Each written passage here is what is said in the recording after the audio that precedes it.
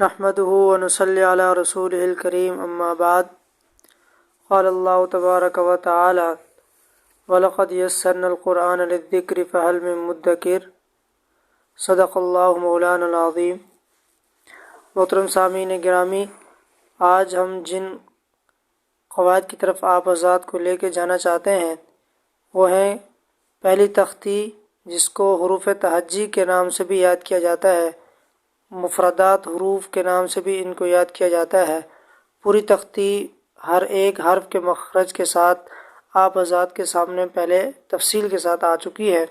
جن احباب نے ابھی تک نہیں سنی تو وہ تفصیل کے ساتھ ڈسکرپشن میں لنک دے دیا گیا ہے، وہاں سے دیکھ لیں۔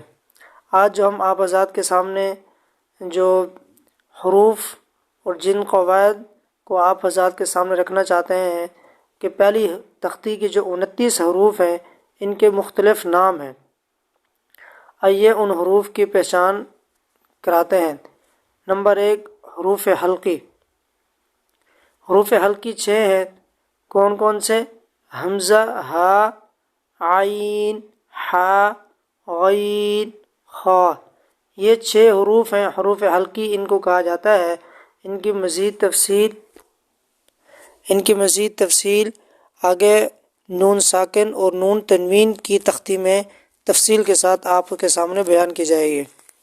نمبر 2، حروف قلقلہ۔ قلقلہ کا معنی ہوتا ہے ہلانا، کہ حرف کے اپنے مخرج میں تھوڑی سی حرکت دینا۔ حروف قلقلہ 5 ہے، قاف، قا، با، جیم، دال۔ ان کو مختصر طور پر یاد رکھنے کے لیے آپ قطب جدن کو بھی یاد کر سکتے ہیں۔ جب یہ حروف ساکن ہو یا یہ وقف کے آخر میں وقف میں آ جائیں، جب یہ حروف ساکن ہو یا وقف میں آ جائیں تو ان کے اوپر قلقلہ ہوتا ہے۔ قلقلے کی مزید تفصیل بھی انشاءاللہ آپ حضرات کے سامنے آگے آنے والی ہے۔ تیسرے نمبر پر ہے حروف ادغام۔ حروف ادغام 6 ہیں، حروف قلقلہ 5 ہے، حروف ادغام 6 ہیں۔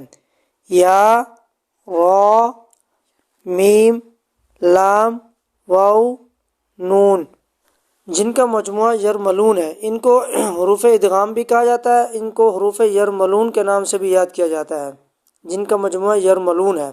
ان کی مزید تفصیل کہ کہاں ادغام ہوتا ہے، کہاں ادغام نہیں ہوتا، کون سے حروف میں ادغام تام ہوتا ہے اور کہاں ادغام ناقص ہوتا ہے، نون ساکن اور نون تنوین کی تختی میں آپ حضرات کے سامنے تفصیل کے ساتھ پیش کیا جائے گا۔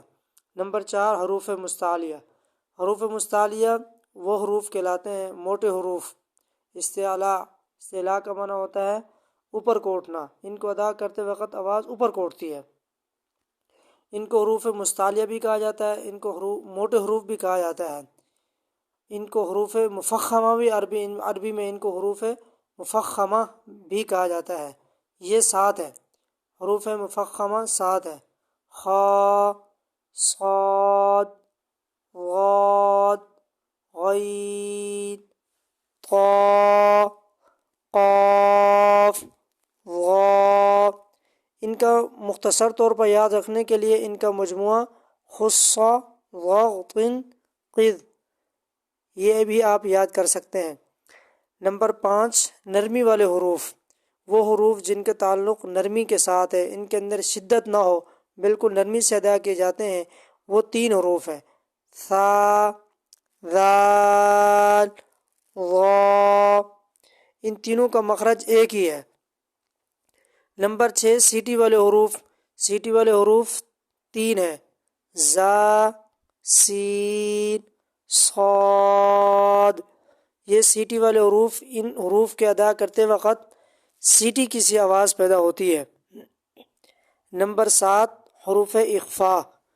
حروف اخفاء کا معنی ہوتا ہے چھپانا، یعنی نون ساکن اور نون تنوین کے بعد اگر یہ حروف آ جائیں، یہ 15 حرف آ جائیں تو وہاں پر نون ساکن اور نون تنوین کا اخفاء ہوتا ہے۔ نون ساکن اور نون تنوین کی آواز ناک میں جاتی ہے۔ اخفاء اور غنہ میں کیا فرق ہے، اس کی مزید تفصیل انشاءاللہ آپ حضرات کے سامنے تنوین کی تختی میں آئے گی۔ امید ہے کہ آپ حضرات کو یہ مختصر سی